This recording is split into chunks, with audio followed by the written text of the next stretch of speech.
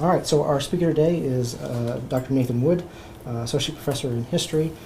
He is a specialist in a great many things, but lists himself as 19th and 20th century Eastern Europe, Poland, modern Europe, urban and cultural history, as well as speed and transportation technologies, about which he's written and taught quite a bit.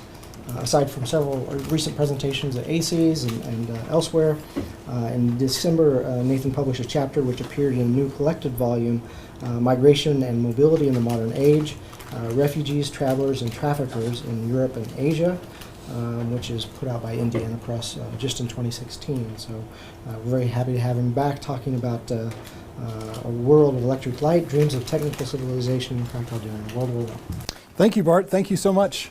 Thank you all for coming. It's a real pleasure to have a chance to speak with you about my newest research project, which is about Cracow during the First World War. You may know I wrote my first monograph about the city of Cracow from about 1900 to 1915, and in that text I explored the ways that people in the city became modern and metropolitan.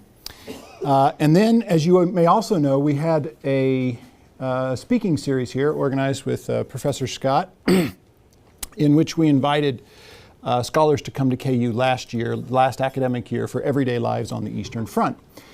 And I have taken a real interest lately in the First World War. I had thought that this would originally be my second research project.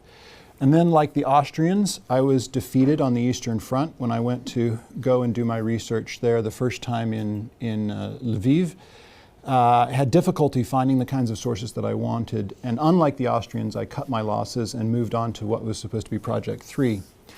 But thanks to all the hubbub about the First World War with the centennial, I've come back to it, and I'm really glad to be working on this sort of simultaneously. And it's connected to that Everyday Lives on the Eastern Front series because we invited Professor Robert Blowbaum to come here. You may recall his talk, those of you who were here last year, and speak about his scholarship on Warsaw during the Great War. That book just came out. It arrived at my house just a few days ago, and I highly recommend it. And Professor Blowbaum had a great idea. He said, well, why don't we collaborate on something? You're interested in technology and speed. You're doing this project on cycling and automobiles and airplanes. I've just done this book on Warsaw. Maybe you could do something on Cracow. And I said, well, not just that, but my graduate student Drew Burks is working on Cracow and Lemberg, Lviv, Lvov in this period. So we put together a panel. We presented it at the ACES conference in Washington, D.C. in November. And you're going to get more or less that paper. And then our goal is to turn this into an article cluster and publish it in a journal with the articles together. And it's to try and explore this issue of what happens in a place that has only recently adapted to modern technical urban civilization when a war comes and alters the relationship that people have with modernity, with machines, with technology. So this paper that I'm going to mostly read, but hopefully I won't lose your interest because I've got, I think, some good slides, will show what I've found so far in trying to answer that question, trying to understand how civilians, how citizens of Cracow experienced the war, and particularly from a sort of a technical perspective. So, in early April 1916, local authorities informed citizens of Cracow and the surrounding areas that the coloring of Easter eggs was strictly forbidden due to a wartime shortage of eggs. A city proclamation a month before mandated that every inhabitant of the city who had arable plot of land would be required to plant either barley and oats or broad beans, peas, and lentils, while declaring how many horses they had. Ration cards for basic foodstuffs were in use, and the city regularly set maximum prices for flour, meats, lard, sugar, and other necessities. A severe winter, the Allied blockade, and the influx of some 9,000 evacuees returning to the city from elsewhere in the empire. Some 50 or 60,000 Cracovians had left the city in the fall of 1914. now that the Eastern Front was more secure, meant that resources ranging from construction materials to clothing to metal to wool, horses, carts, and food were in short supply. So great was the need for horses that owners of large dogs, including Great Danes, St. Bernards, Leonbergers, and Newfoundlands, had to register their pets with the city for use as draft animals. In an effort to collect phosphorus for making shells, the city magistrate outlawed incineration of bones, offering to buy them for 8 crowns per 100 kilos. Citizens learned all these things, as I did, by reading the almost daily official proclamations that were plastered throughout town or published alongside the newspapers.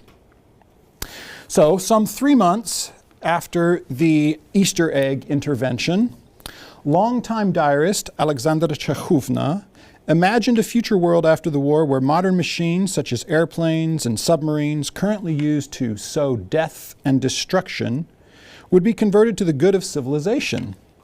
Airplanes, she hoped, could be used to transport people and cargo, while submarines would enable civilians to travel safely underwater, free from the dangers of icebergs or rough seas, in a world of electric light, where they would eat only vegetables, fish, and a million other things. So consider the setting, right? Rationing of food, people are going hungry.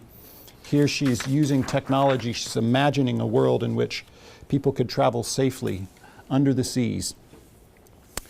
Czachoówna's fascinating musing suggests that despite the utter horror of the war, as she put it, she had not given up on modern technical civilization. A compulsive diarist since 1856, when she was 17, Czachoówna had witnessed the astonishing modernization of her city in the last 20 years. Bicycles and automobiles first appeared in Cracow, as elsewhere in Europe, in the 1880s and 1890s. Running water and electric streetcars were put into play in 1901. Electrification came in 1905. And the first airplane took off from the city meadow in 1910. The same year that Cracovians had the first opportunity to buy meat shipped in refrigerated vessels all the way from the Pampas of Argentina via Buenos Aires and Trieste. So here is a newspaper article about the importation of Argentinian meat. It says, Argentinian meat for Cracow and Lvov. There were numerous stories in the press about this, some of which connected the importation of Argentinian meat with the creation of Greater Cracow, one of the topics that I write about in my book. In other words, both were emblems of the city's modernization. And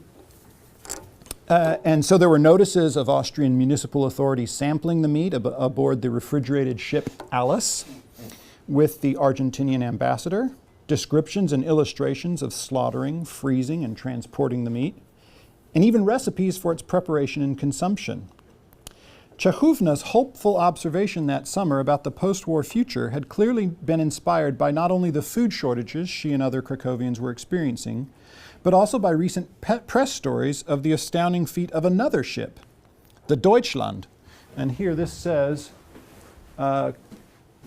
commercial underwater vessel or submarine, commercial submarine. So this was the day, this was July 13th, that Cracovians found out about the July 10th arrival of the Deutschland, an amazing submarine built by the Germans that managed to ferry primarily underwater, the equivalent of 2 freight trains worth of cargo. That it could carry passengers and food instead of war material. Here's another image from the Viennese paper, Königszeitung. I love how it visually depicts 2 freight trains worth of cargo just sort of coming up out of this maw through the ocean there. And then there's the inset showing the ship, how it can sail underwater and avoid detection. So going back to Czachoówna's diary passage, that it could carry passengers and food instead of war material while elegantly avoiding the dangers of icebergs like the one that had sunk the Titanic, led her to conclude her diary with a flourish of enthusiasm. Is this not the realization of Verne's fantasies? Is this not his Nautilus that thrilled me so, never thinking that the human mind was capable of ever creating something so perfect in my lifetime? So I've long been fascinated with this passage. In fact, I may have already shared parts of this passage with you in Brownbag talks years before. It was given to me several years ago by a Polish colleague who's working on a history of women's everyday life in Galicia. And it strikes me as sad and profound at the same time. A willful effort to imagine that the machines and systems of modernity that had been used to unleash such hell in the world in 1914 could be repurposed for good.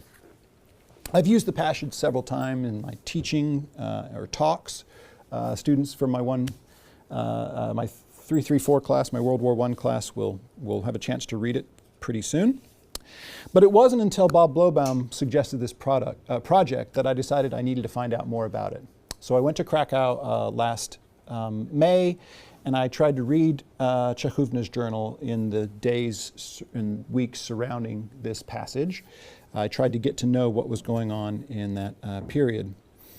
And so what follows is an early draft of my effort to understand war as a rupture in modern technical civilization from an urban civilian perspective.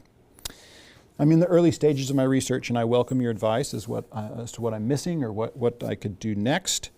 But today I'd like to provide examples of the way that the war affected systems of migration and mobility, bicycle and automotive usage, and the flow of goods and services through the city, including sanitation and the basic provision of food, before speculating on what that experience may have meant for people like Alexandra Czechówna and her compatriots.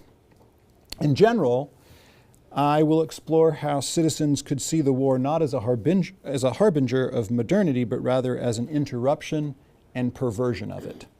So that's my thesis. That's the argument that I'm trying to explore and demonstrate.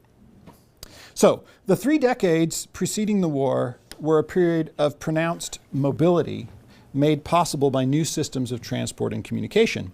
Between 1870 and 1914, tens of thousands of Galicians moved into Cracow and its suburbs, and nearly 1 million passed through the city on their way to the fields, mines, and factories of Germany or to the Western Hemisphere, searching for work and opportunity. The conservative newspaper Czas proclaimed in February 1914 that 1,000 farm laborers a day passed through Cracow, primarily Rusyns heading to Germany or the Czech lands. Many of the shipping lines that facilitated the tremendous flow of people to the Americas on vessels sailing from Bremen, Hamburg, Antwerp, or Trieste had their offices in Cracow because it was a big city along the train route from eastern Galicia to Trieste and near the border with Germany. Austrian authorities were deeply concerned about the immigration of young men seeking to avoid the draft and the plight of young women purportedly trafficked into white slavery. And I urge you to look at Keely Stouter-Halstead's text. She came and gave a Brownbag here last spring about her new book for more on that. In the spring of 1914, the police directorate in Cracow concluded a major crackdown on immigration agents and recruiters, investigating some 1,500 of them. A new official immigration bureau was created in Cracow in January of that year to facilitate the legal movement of migrants by dealing directly with the steamship companies on their behalf so that they wouldn't have as many opportunities to be exploited by unscrupulous people posing as agents. Just a few months later, many of the same officers who had been investigating the flow of people from the city found themselves embroiled in numerous investigations of people whose mobility suddenly made them suspect as potential spies.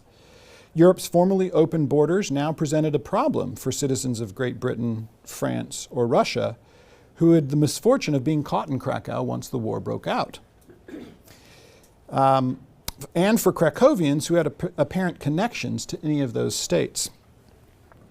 A peripatetic Frenchman, Joseph Thomasin, was arrested in Cracow on July 28, 1914 on suspicion of spying, after having been under investigation since 15 June. He was born in France in 1873 and spoke, quote, only French, Italian, and Spanish, plus a few words in German. I love how they said only. according to the police report about him. He claims that since 1906 he has traveled by foot across Europe, Asia, Africa, and America. Along the way, he survives by giving lectures of his journeys in addition to begging, the report continued. He had walked to Cracow, which he claimed to have visited in 1911 from Munich on his way to Lwów, sleeping along the way in various places. A note in somewhat sloppier handwriting, dated August 2nd, 1914, observed that Thomasin was completely unknown in Cracow, having never appeared in any residence registries as evidence that he'd been there before. It wasn't only strange wanderers who were caught in the net of suspicion. People whose employment in the pre-war labor market took them beyond the boundaries of their formal citizenship suddenly found themselves in danger of arrest. A young Czech sales clerk returning home from employment in St. Petersburg and Moscow when the war broke out was arrested as a potential spy. His uncle in Prague tried to intervene on his behalf by submitting a formal testimony to the Imperial Royal Police Directorate there. Abraham Korchlin, an Englishman in the oil business in Borisław since 1912, who, according to his typewritten testimony in excellent Polish, had even learned Polish and bought real estate with the intent to remain, also found himself caught up in the spy mania of the first months of the conflict. When the war broke out, he sought permission to stay in Stry for its duration. As Russian troops got closer, he escaped with his family, he says, like everyone else, in a panic to Hungary, in order to go from thence to Vienna and consult with his firm about what to do. Wishing to spend the night in Cheshin, I consulted the starostvo there, he testified.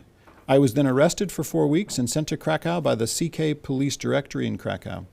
I've done nothing wrong, and contrary to the promise of the starostvo in Stry that I could stay and work, I've been in jail for a month. He asked for further explanation and a date upon which he would be freed and permitted to return to Stry. It's unclear from the file what happened to him. Knowledge of foreign languages or possession of modern technologies, things that may have inspired admiration or envy before the war, were suddenly a pretext for suspicion in the first few months after its eruption. The police found David Schreiber, this is the second text here, the middle text, 48, a seller of fashionable clothing on the Rinnek, the market square, innocent after a concerned citizen accused him of espionage after overhearing him speaking English on the tram with 3 other well-dressed, middle-aged Jews. In his testimony, Schreiber said that he had lived in England from 1885 to 1895.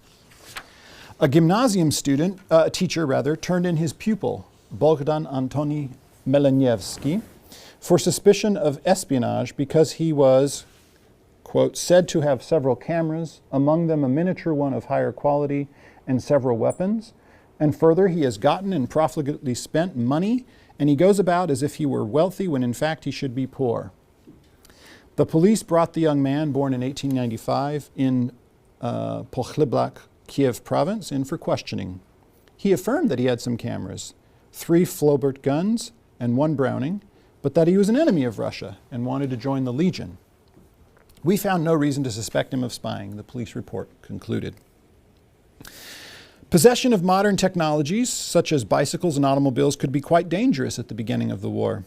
By August 5th, the Imperial and Royal Police Directorate in Cracow received several telegrams about French motorists crossing into Austria dressed in Prussian uniforms, accompanied by women or men dressed as women, and carrying with them 60 million marks to dispense among Russian sympathizers and spies. One telegram noted that the motorists were distributing the gold among cyclists dressed as workers. Recipients of the telegrams were told to use all means necessary to apprehend them. The French cars with gold story was not limited to Cracow. It began in Germany on August 3rd, where the government reported 25 French cars carrying gold to Russia. Almost every town in Germany set up roadblocks, and automobile traffic came to a virtual standstill. If motorists failed to stop in time, overzealous guards opened fire. According to Jeffrey Verheet, some 28 motorists were killed in Germany in that week alone. None of the casualties was a spy or even a foreigner, he writes. The casualties did, however, include officers, nobility, and government officials, the sort of people who would have owned an automobile in 1914. As Peter Judson observes, the rumor of the French cars with gold made it as far as Styria and the Südtirol. Meanwhile, in eastern Prussia, cyclists were among the greatest victims of the invasion, writes Alexander Watson. 1 in 20 of all those killed by the Russians was on a bike. Soldiers from the Russian Empire, where privately owned bicycles were a rarity, simply presumed that anyone with a bicycle was an army courier in mufti and summarily shot them. Public announcements and police records in Cracow from the beginning of the war also indicated wariness vis-a-vis bicycles and automobiles. A letter dated 19 August 1914 from the provincial governor in Lvov officially restricted movement of foreigners by car in Galicia, noting that all motorists must be inspected for weapons, registered, and permitted entry only if there was no suspicion of spying. All foreigners were forbidden entry. A public announcement from Mayor Juliusz Leo that same day informed Krakowians that the army was requiring motorists to stop and have their vehicles checked. If a chauffeur does not hear the request and keeps driving, the notice warned, the army might use a handgun to stop the car. In order to avoid unpleasantries, the notice informed motorists to look out for signals from the army to get their attention, a white handkerchief by day and a flashlight by night. An announcement a few days later informed motorists to pass troops on the road on the right. As the war continued, ownership of bicycles and automobiles became increasingly untenable. By October 1915, the city put out a call for all rubber in private possession. A provision allowed cyclists to keep their tires, but motorists had to relinquish all tires and hoses to the army.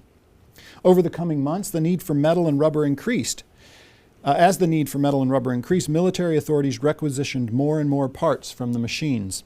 By August 1916, the Imperial Royal Army forbade the private possession of all rubber tires, whether on automobiles or wagon wheels. Further use of rubber products could result in arrest or a fee of 5,000 crowns, which was the standard punishment for noncompliance with the onslaught of pronouncements and proclamations that emerged so frequently during these years. There was no exclusion for bicycles at this time, though they were not explicitly included either. Just a few days later, the city put out another requisition of metal, quote, because so many merchants, industrialists, and especially private citizens have not yet turned it in. I find this telling. Again, in October and December of that year, the city put out calls for metal in private possession while ratcheting up the warning for noncompliance to a maximum of 20,000 crowns. It seems clear that by this point, legal private possession of a complete functioning car was impossible. Bicycles, meanwhile, would have been rendered useless without tires. Electric streetcars still coursed through the city throughout the war, unlike in German-occupied Warsaw, where they ground to a halt. And Professor Blowbaum writes about how people had to get to know the city in the dark and on foot. When war broke out, the electric streetcar system installed by a Belgian company in 1901 was bought out by the city in 1910 was undergoing major renovation. Projects included the expansion to large gauge tracks and extension of lines further into the town of Podgórze, which is, let's see if this pointer works, right down here, which was being incorporated, oh sorry, right here, Podgórze right here, being incorporated into Greater Cracow. But the war, besiegement of the city, and evacuation of more than 60,000 citizens in the last 3 months of 1914 interrupted and delayed both processes. So both the renovation on tram lines and the creation of Greater Cracow by incorporating Podgórze, the town on the other side of the river. Other city services, like running water, trash collection, and electricity, mostly continued to function, but not without serious periodic limitations. A public notice in November 1916 sought to control water wastage by mandating that houses turn off their water mains from 10 p.m. to 5 a.m. A follow-up notice in December limited home water use to the hours of 5 to 10 in the morning and 5 to 9 in the evening.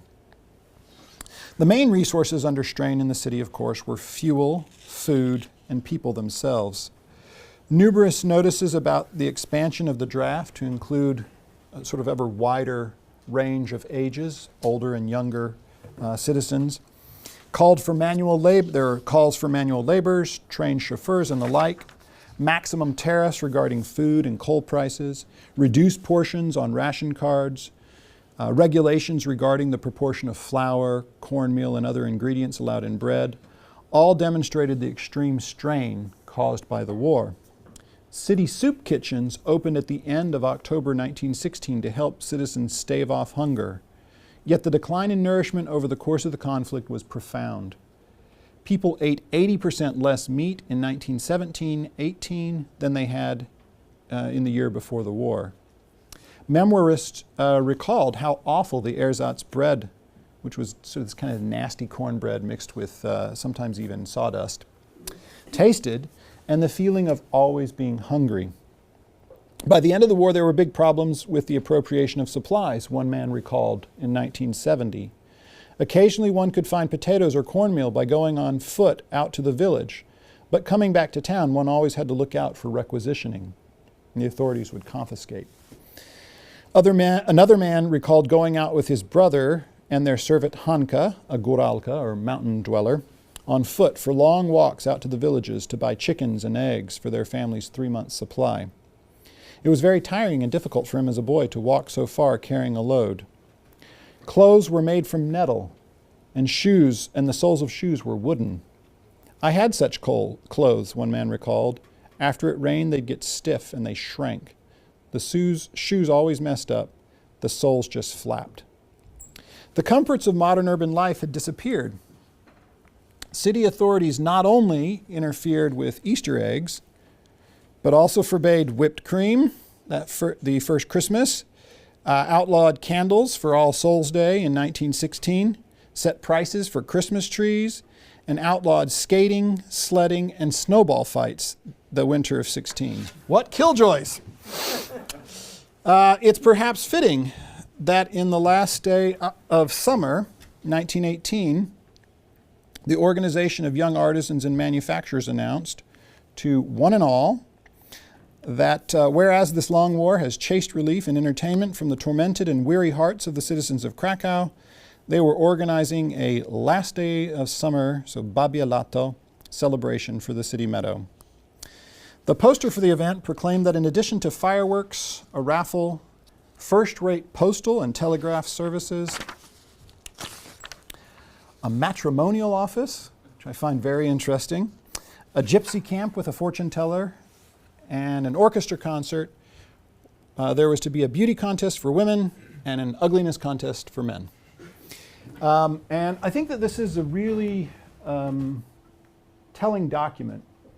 I found this a few years ago when I was looking for some information on aviation and technology. There was a family in Cracow that was famous for building fireworks, and they had worked with one of the men I was researching to try and design an airplane, to use explosives to try and help the airplane, some sort of flying machine, to get off the ground. So I read the Manjakovsky files, and this is where I found this document, because they participated in this. And I think it's really interesting because it tells us a lot about everyday life, how people try to find joy even when, as you saw before, there were such killjoy efforts by the regime.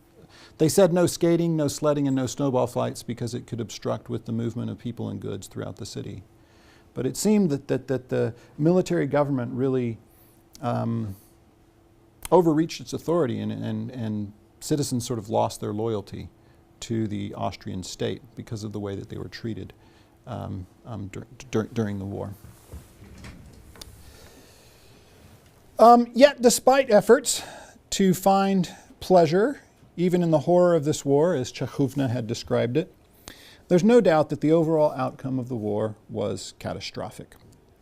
A brilliant and thoroughgoing doctoral dissertation by Bartosz Ogórek concludes that its demographic effect on the population of Cracow was what he calls an archaization, or major reversal in the basic standards of living, after the acceleration of modern demographic growth before the war. People had fewer surviving children, and those who were children during the war were shorter, less healthy, and did not live as long due to the prolonged privations of war.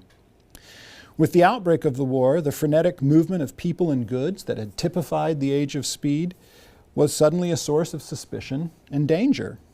The widespread experience of mobility from before the war likely aided in the evacuation of the city at the end of 1914, but the compulsory nature of this mobility inflected it with new, more sinister meanings. Meanwhile, the provision of resources from all over the world, as exemplified by Argentinian meat, ground to a halt, thanks to the Allied blockade and the desperate demand for raw materials for the war machine. Citizens could still hold out hope, as Czechoówna did, that the marvels of pre-war technical society might again be put toward the betterment of society. But the experience of privation and an awareness of mechanized slaughter enabled by many of those same machines and systems engendered doubt. For Czechoówna and other Krakowians, their experience with modern technical civilization before the war had been one of wonderment, followed by adaptation, and soon enough, dependence. As I detail in my book, Becoming Metropolitan, citizens found new machines such as electric streetcars thrilling, if frightening at first, before quickly growing dependent on them. Czechoówna's response to the announcement of the Deutschland's superlative achievement, crossing much of the Atlantic underwater, elicited a similar response, one that was conditioned, I would argue, by her own recent experience of reading stories like this from before the war. Wonderment at the new machine, followed by the hope of its normalization for people's benefit. But the war and the Austrian authorities' prosecution of it made such an attitude increasingly untenable. Throughout the summer of 1916, Czechoówna tried to maintain her optimism for the future of modern civilization. On August 20th, she wrote about the 87th birthday celebration of our emperor in Jordan Park 2 days before. She did not attend because she had difficulty getting to the tram stop, but based on what she read and heard about it, perhaps the best part was the airplanes that flew overhead and dropped not bombs, but flowers on the public.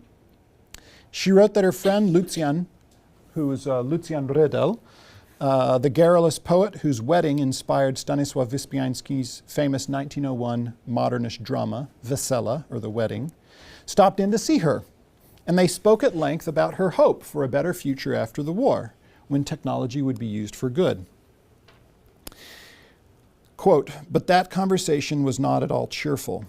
When I explained my hope that after the war civilization will achieve new triumphs and benefits, Lucian replied that this will actually happen only after 100 or 200 years. You should prepare, Pani, or ma'am, for the years after the war will be horrible. Do you think that after the war mankind will stop being animalistic?" he asked. "When now he gets a medal for murdering others and for burning down villages, that such a person will suddenly become a decent member of society?" Riddle saw banditry as the likely outcome. Czechoówna summed their conversation. A very sad argument, but let us look forward with hope that it won't be true. And then, in a different ink, dated 3 years later, she wrote, "Unfortunately, it was completely true."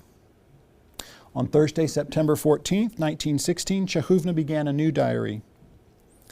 "I finished my last diary on a sad note, and I began this one just as sadly. There's no word of the end of the war, while the food supply is increasingly worse and more expensive. One occasionally has to experience hunger, or at least be deprived of many things to which one was accustomed." She complained that the lack of paper meant she had to buy an inferior diary. And, just as with everything else, accept what they give you. There's no penchant for cheer in the coming autumn either. Thank you.